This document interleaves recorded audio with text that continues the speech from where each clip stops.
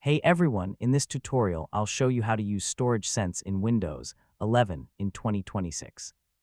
So if your PC storage keeps filling up with junk files and temporary data, yeah, this feature can clean everything automatically and keep your system fast.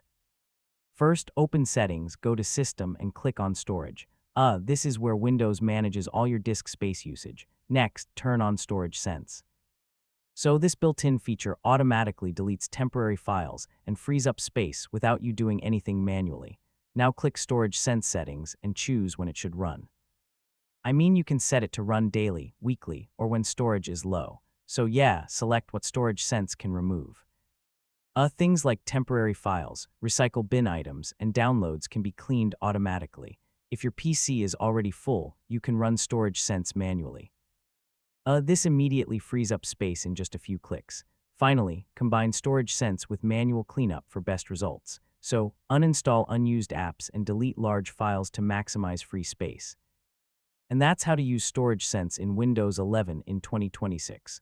Once you turn it on and set it properly, your PC will automatically stay clean and fast. If this guide helped you, feel free to check out more Windows optimization tutorials. Hey